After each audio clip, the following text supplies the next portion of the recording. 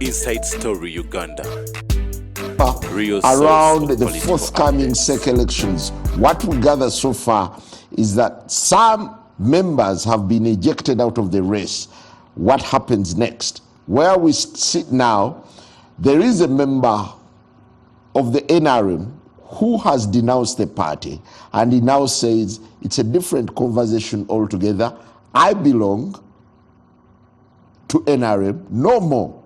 Honorable Theodore Sechikubo will be our guest this evening, together with Captain Mike Mukula, a senior member of the National Resistance Movement.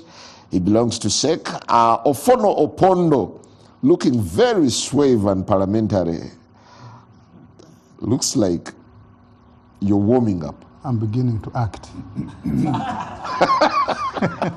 Amazing. Well, Mr. Rogers Mulindwa, the deputy spokesperson of the National Resistance Movement.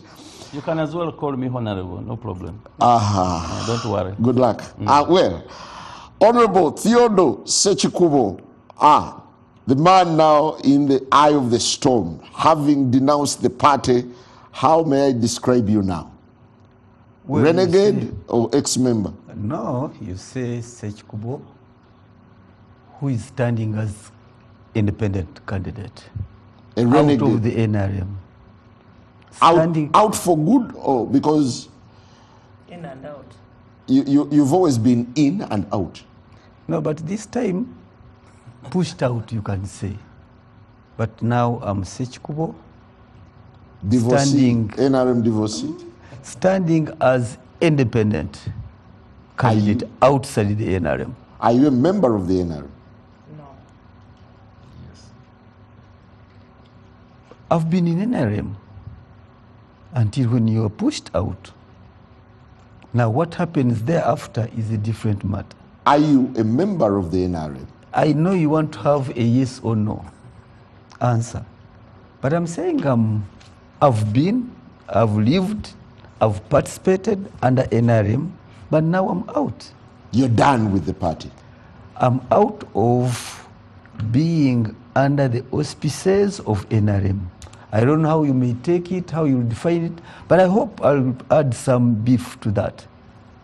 Well, we'll be looking into that shortly, but pleased to have Honorable Salam Musumba, one of the founding members and promoters of the PFF. Yes. Nice to have you. Thank you very much. How's the blue camp? It's blue, it's pocky, it's flashy, it's cool. Well, I'll begin with you, Captain Mike Mukula. There are quite a number of worrying signs that have emerged in this race, just days to the big election. The issue of money, the latest that we've heard is that actually some delegates have now been flown abroad to be hoarded into hotels. How ugly can it get? And what's brought NRM this far? I think that, first of all, the National Resistance Movement as a party is becoming more attractive, because to belong means that people want to belong to the party at any cost. Even if my brother Theodore Sechikubo is trying to exit, but I know he will come back. What I see is that the introduction of money is unacceptable, and people are spending what you call heinous amounts of money, something that has never happened and never been in the politics of this country. And they're making it appear like it's do or die, which is very unfortunate. This alone creates what you call internal contradictions, because you are now making it appear like there are people or those who have money are the ones that can access to the high levels of governance of the party. But it's also unfortunate to note that, to be open and sincere, I think I've seen right from the grassroots chairpersons, LC1s, even those at the level of LC3, who have sold cars or sold bulls in order to campaign. This is very unfortunate, Kagwanjala. I've also, and I'm aware that there are many members of parliament who have put their titles, who have put their cars and property, land, before money lenders in order to compete for these primaries. And yet you have another major election coming in. This alone tells you that politics is being commercialized, and is not only being cited in the national resistance movement, but I see that all the other political parties, the snowball effect is starting to catch up with them. It's infectious. I think today when we had a meeting with His Excellency the President at the Central Executive Committee, he was very clear that he's going to come out firmly against those who are spending money, who are bribing people, who are using corrupt means and cheating in order to ascend to the high echelons of the party or the high levels, leadership levels of the party. To me, I think it's a new phenomena which is coming in. It's unacceptable, and I want to tell you that we will do everything possible in the Central Executive Committee to come up with new guidelines, a new framework which will definitely come in and contain the expenditure of high-level expenditure. Don't you find that ironical that SEC promises to crack the whip, yet SEC has become the hub where expenditure and all other evils thrive? Well, that is true, because I know that there are people, especially, we have leagues. In one of the leagues, and I want to be specific, the Entrepreneurs League, there's been a high level of egocentric approaches. People spending money because of ego, self-ego.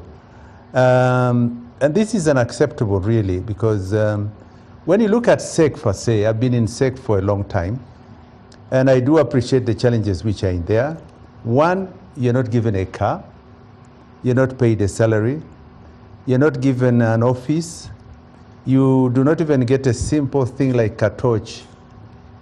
SEC, or the Central Executive Committee, is the ideological compass. It is a policy-making organ of the party. And for people to say that an organization or a committee of this level, which is the tier one of the decision-making of the party, we have 3 tiers: Central Executive Committee, the National Executive Committee, and then the National Conference, which will be there on the 27th. But for you at tier one to spend that amount of money, where you are only called in as a think tank, as the nerve center of the party for policy direction. And one of the key policy directions that we do is building or putting together a manifesto. The manifesto is a social contract between the party and the people of Uganda. And that manifesto normally runs for 5 years. Therefore, I want to say that for anybody to spend that amount of money, heinous amounts of money, in order to ascend and be at the Central Executive Committee, maybe we who have been there seem to have exaggerated the opportunities that are in the Central Executive Committee. Thank you. Honorable Salam Musumba, Yes. it's just a few days. The clock is ticking to the big day where members of SEC, the top organ of the party, will be elected. As someone from the peripherals, what's your judgment of how things are running, and why would the nation be really concerned? Njala, as you know, I'm not a member of NRM, and I've been invited twice. This is the second time to make a comment on the goings on in that party. And I have chosen to deal with it as a sister party that is hitting turbulence. And as a majority party, the one that is offering leadership at government level, I think it's the time of reckoning. You see, organizations have a life. They have infancy, they have adulthood, they also age. And that's why renewal of of leadership, of impetus, are all very, very important. And looks like NRM has missed much of that. What we see is obscene, really obscene use of money, corrupt money, infecting the entire, muddying the entire political environment. The best example I'd give that the stench from NRM is smelt countrywide. And this impacts the consequences. Stench, you said? It's a stench, yes. Okay. And they can't deny, because it is sad that a majority party leads itself into an inevitable end with their eyes open. Why would anybody, for instance, carry the electorate to hide it in Kenya, to hide it in Dar es Salaam, to hide it in Kigali? I mean, it's obscene, it's unthinkable. Why would you do that? What is the code of conduct that regulates that? Then the intensive use, the growing use of the military, in the, can you pass? In the military, the use of the military, which we had believed that had been professionalized. Now it is just a militia for hire. The last time I was here, I was giving an example of what I saw in the part of Busoga, the use of Maga as a barracks, the use of Gaddafi as a barracks to pick guns and make havoc onto villages. Now, Honorable Salam, Yes. as it gets more feverish, the president has today, you've heard from Captain Mukula, pronounced himself and promised to crack the whip. But you see, the president is not indiscipline. the party. The party has developed a character which is the opposite of what it is meant to be. It's like body cells turning malignant, turning cancerous. Where has he been? Because this is not an accident. This has grown over the years.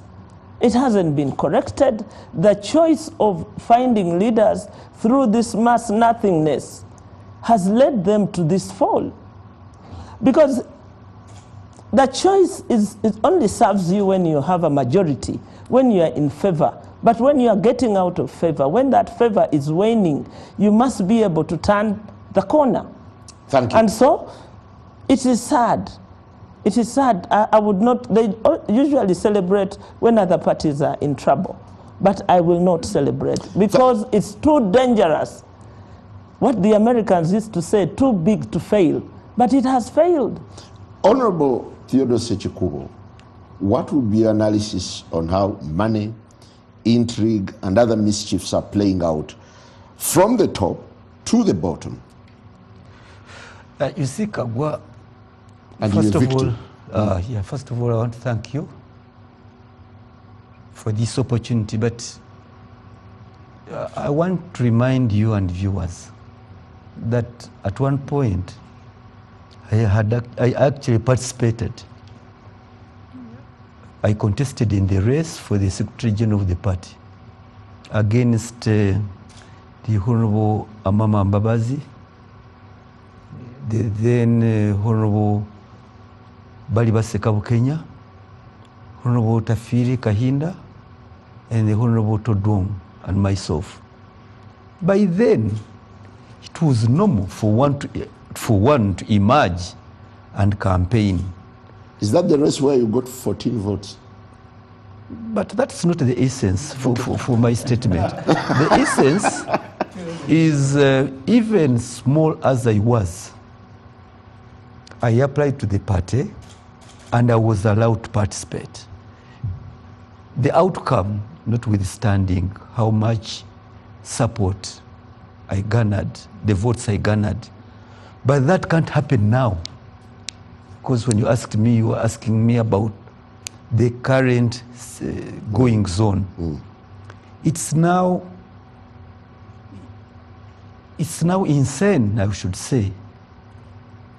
It's unimaginable how the candidates, you know, they've been visiting districts. I've not seen or here. I don't know how he thinks he'll go about his campaigns. But what has been happening is that members who are aspiring, who are campaigning now for vice chairmanship, coming to a district and dishing out 2 million shillings to each potential delegate. And that is done at a regional level. This is why I'm saying that if it was at my time, I wouldn't have participated. So what is happening now is we are running amok. The party, we have run amok, and nobody is calling to order this kind of open. You've had the president pronouncing himself. No, excuse me. It has been building up under the watchful eye of the chairman of the party. I don't want now to refer to him as the president, but refer to him as the chairman of the party. Nobody is reining in on these candidates. You want to suggest the president is merely paying lip service? No, what I'm saying is that it has been building up. He's coming out today. Today is the 21st. When tomorrow we are starting. The whip should have been cracked when these candidates were traversing the country, when they were inviting delegates to Kampala. And the question is, where do you get that money? You see, the president is the final consumer of all intelligence in this country. Now the question is, how has this been going on without drawing his attention to the potential risk, not only to the party, but to the country? Where do you get this money? Some of them are members of parliament like myself. Wapu were just yesterday together in the same boat. How do they access this money? How do they access this money? Can someone answer me? How? Without you, the head of state, knowing this. So to me, money aside, how about the verbal attacks and all the backlash? You see, it is again as a result of this impunity, where you have the shenanigans leading the show. I tell you, once you take over, once the same team can take over, and there is this impunity, and there is this brazen splashing of money, they own the country now. They own the world. They are free to have loud mouth. They are taking it under. So to me, what you're asking is that everybody in trepidation, we are watching, in total trepidation. And I'm sure even the president, leave alone the address, cracking the whip will take long. And I don't expect to see anybody disqualified, because the whip would lead to automatic disqualification of the culpables, of those found in that habit. Thank you. But I'm not seeing any one of those getting disqualified. Thank you. Rogers, you belong to the leadership. You're in the office that would determine the situation. Has it gotten to an extent where the Secretariat has its hands tied, because these are too big to manage? You don't have a grip on them. First of all, there should be no cause for alarm. I see no reason why people should really get so much worried. First of all, people must appreciate that we are a mass party. We are dealing with so many people. We come from different walks of the world. But also, the fact that we are many, some of these scenarios have to come out. But the beauty is that whether we have all these challenges, Honorable Sechikuba will walk out, but he will walk back, as Honorable Mukula said. We have tried to maintain the family of NRM together. You can imagine that a party like a NUP with only 57 MPs could not complete a term before the split. One group, DF, another one, NUP. Even the FDC that you would think perhaps had tried one term or two, you could still see that now you have PFF, you have FDC. So with NRM, we're a little bit different from this. I'm telling you, between now and the 28th, the story may be different. Even some candidates may opt out of the second race. Others may talk and agree. But we cannot lock out to people if somebody is expressing interest. The use of money as a secretariat, we condemn it. Because that's what our principals always talked about. I'm surprised that Honorable Sekukuba don't have the president talking about this as our national chairperson. He's totally against it. Some people, yes, have their money, they can spend, and this race is not for the poor. I have seen the SEC members, all those who are contesting really, have their money. Some of them are in business, they have accumulated their personal wealth, which is not questionable. Should it be as is now? But should they use money to win the support from the voters? We are saying no, they shouldn't. They are not setting a good example to the rest of the party members. But one fact is that everybody spends the money.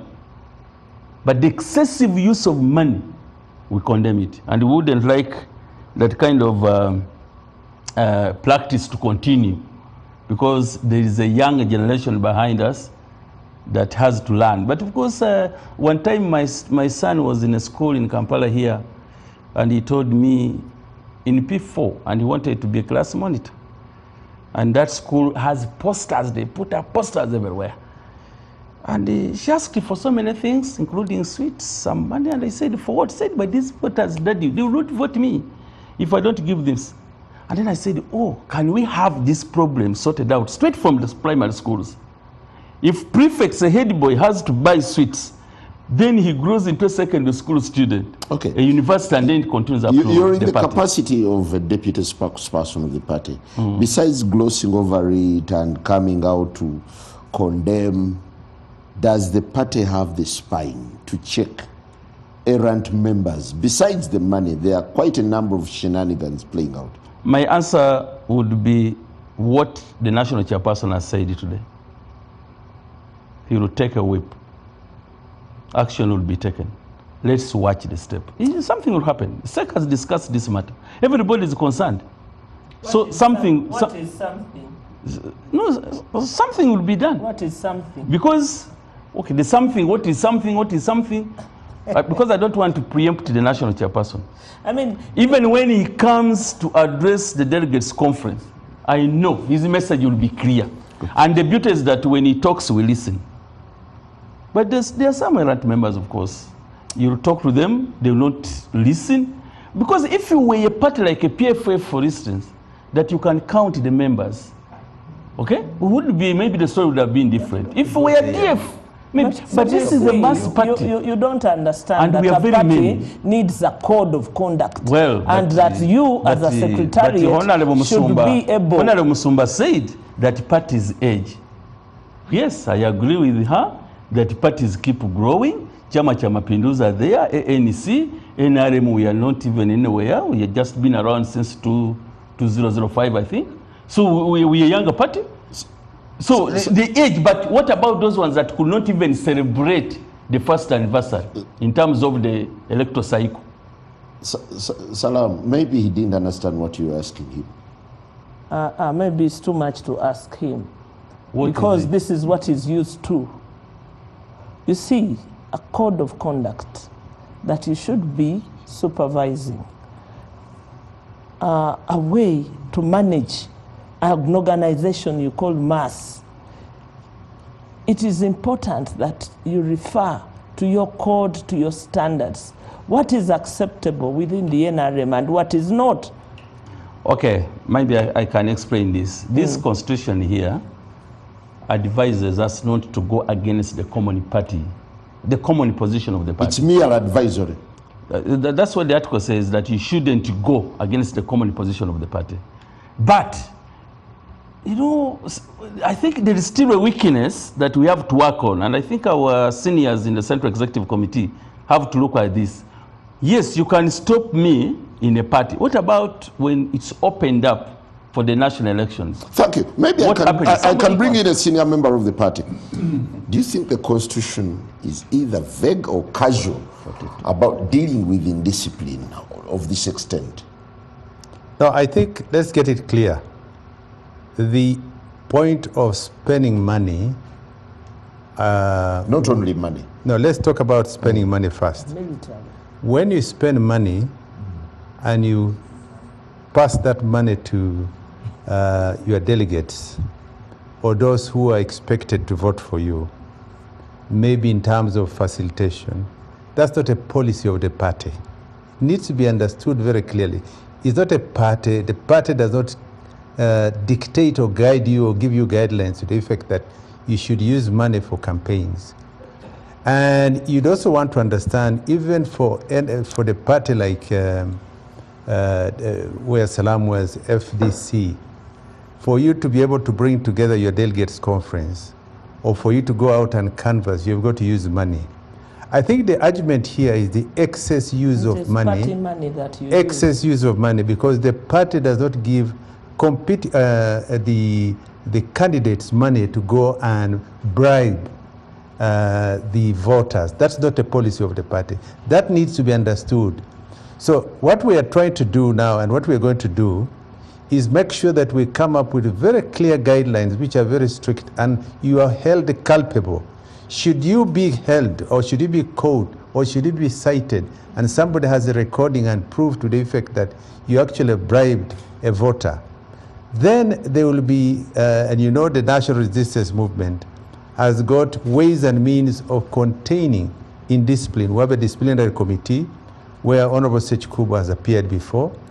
And this disciplinary committee has got 5 layers from the National Disciplinary Committee, which has been chaired by Lahaji Kigongo. Sech Kuba says he's never been there.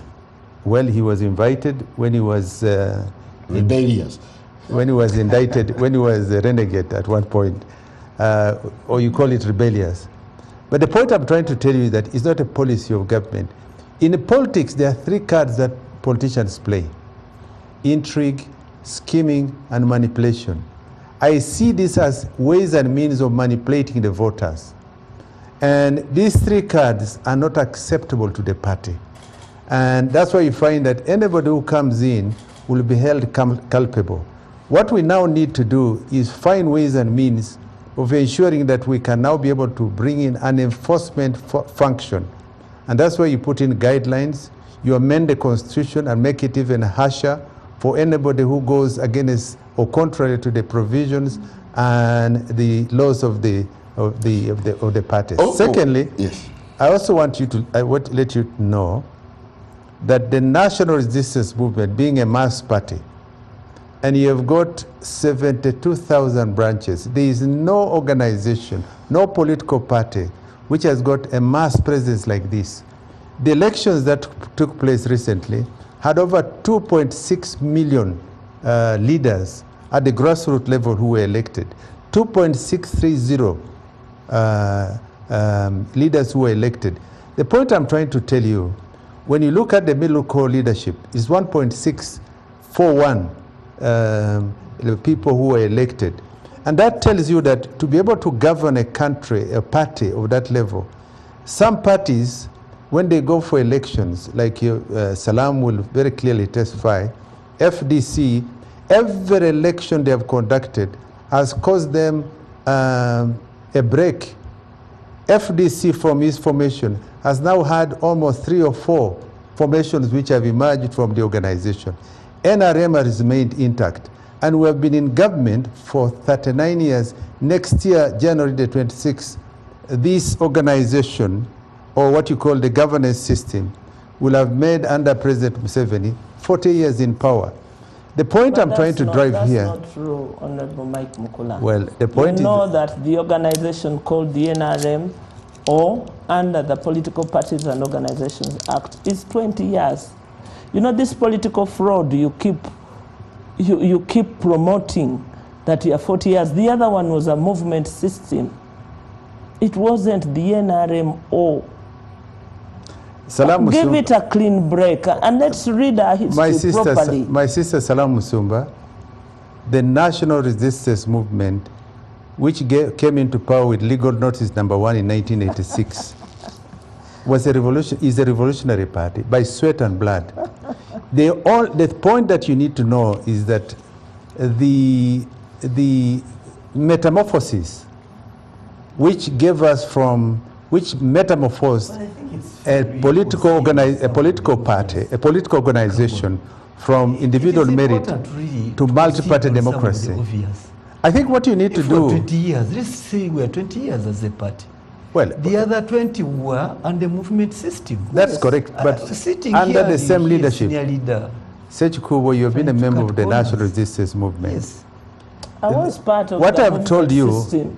Is that the metamorphosis, and you know that the original fighters of the National Resistance Movement are the ones that took over power and gave civil authority to, which is now brought in what you call the governance system under multi-party, the one you're talking about, which is now 20 years if you're talking about the multi-party system. But the leadership is the same. Let me get to OO. OO, you once sat in SEC, thanks to your position then as Director Communications at the NRM Secretariat. What explains the shift that is now taken a turn of shenanigans as members jostle for the coveted seats? Thank you very much, and I don't know where to start, but with due respect to my two colleagues, I have spoken for the NRM, the party. I spoke for the movement. I taught as an ideologue of the original NRM, 86. I was at the political school, at the military schools. I taught their ideology. I think we need to concede that somewhere NRM lost its way. And both NRM, the original, the movement, and the party now, we lost our way, and I think there's no harm conceding that we lost our way. And we need to retrace. Hopefully we can meaningfully find our way and move ahead. When you see the decline of popularity of the NRM and its leaders, is a sign that Ugandans broadly, we didn't meet their expectation on many fronts. And so we need to concede that. I also don't agree with the Honorable Salam Musumba, because this NRM party did not germinate from nowhere. It has its roots in the NRM and NRA. Because of convenience, we mutated to movement. Because of threats and seeking to survive, we remutated into the NRM party, which you call NRMO. But we have our roots in the NRA and NRM of 86. Like some of us do. Yes, you can even go back to 81, the launch of the war in Ruwero and the merger between the Popular Resistance Army movement with the one of Yusuf Ulule. We have roots there, so you cannot, it is difficult to make a hard cut and say, no, you started in 2005. Now, the use of money. Money is a facilitator. We shouldn't have big issue with use money. The problem would be the source of money and quantity and the purpose for which you use. How is it playing out for you? Clearly today, there is impunity among we, the political class, in acquiring and application of money to achieve immediate electoral gains, which we ought to condemn and hopefully put a stop over. Let me take you back. In 2001 or 2005, I was the spokesperson of the election task force of YKM. At the end of that election, my president-elect complained publicly that people had misused or even stolen his campaign money. Do you remember that, people? He promised that time that he was going to investigate, and culprits, if found, would be brought to book. I have been the spokesperson of this party. I have not seen that investigation. In 2016, after the election, we went to Chankwanzi, we went to Ngoma. At the end of our retreat, Ngoma Nakaseke, again, the president said people had misused the campaign money and would take action. I have not seen that action. I think that has bred the culture of political impunity during elections. Does his hesitancy raise eyebrows? Not hesitancy to crack not hesitancy. I think our failure to collectively take the actions that we say we would take has bred and multiplied impunity. Today, SECSAT, I've been a member of that SEC. Today, SECSAT, there had been complaints, and they named candidates for SEC who had hidden away voters. Even after the Secretary General had said on Tuesday that, first of all, no need to hide voters, and that it breaches the party's code of conduct and electoral regulations. I had expected the SEC of today to have summarily, as an example, summarily discontinued the candidature of that candidate. It has not. They have concluded the vetting. That candidate has been left to pass to the next stage.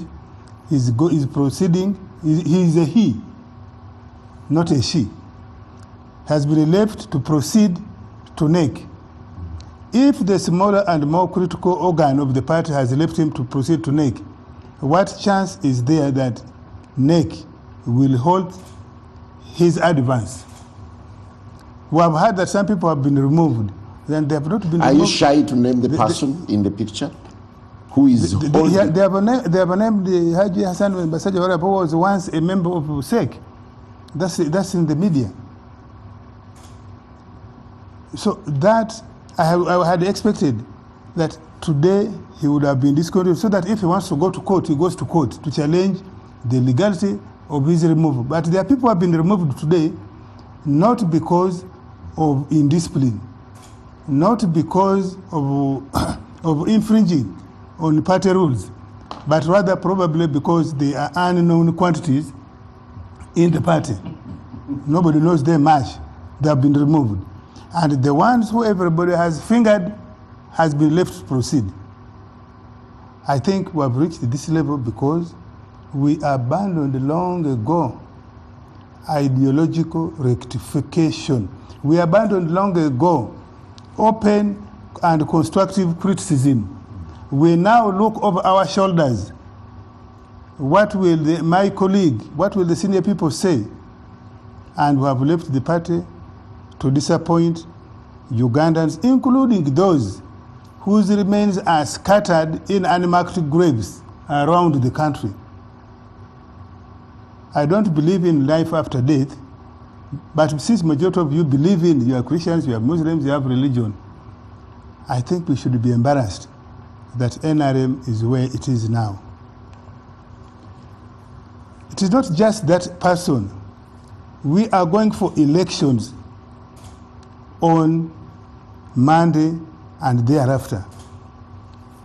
Even in these other leagues, we are running for members of parliament, I don't know, for elders, we are running for youth. If you see what is going on, go around Kampala, go around Wakiso, go around Mukono, and go and check these little guest houses of 30,000, 40,000. Go and check. NRM enjoys a relationship with the state infrastructure, and they ask, you will find those hotels have been fully booked. Booked by who?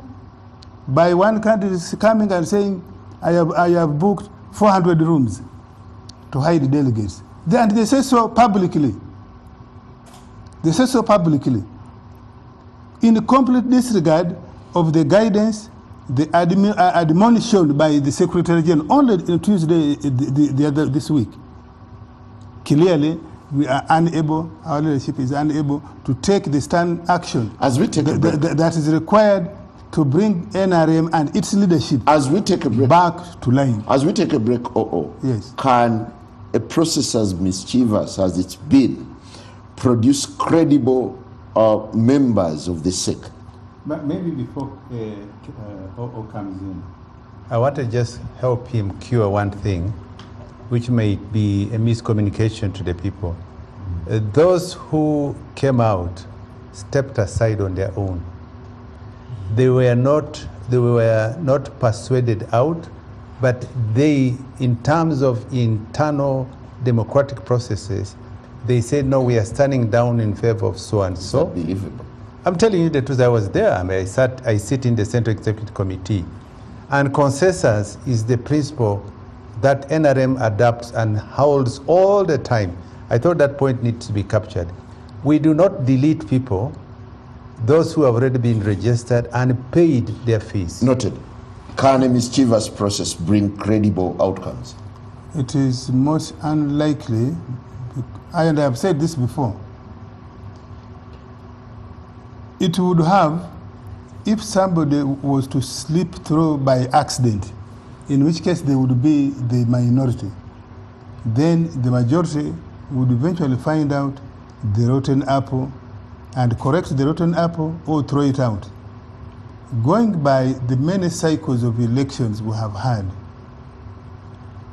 you can clearly see that the NRM, generally speaking, is not getting and is not reaping healthy fruits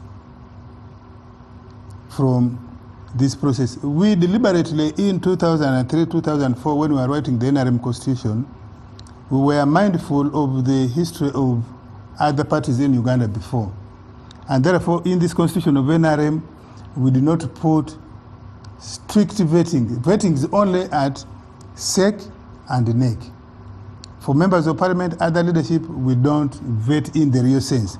Because UPs particularly would use vetting to knock out internal competition. And then NRM said, no, since we want democracy first, let us give it an open trial, which we have done open trial. And it's not giving us healthy fruits. Yes, we win majority votes. Yes, we win majority members of parliament, but we are not getting the dividends that we deserve from that majority. We'll take a very short break. Is it time for NRM now to indulge in some bit of soul searching?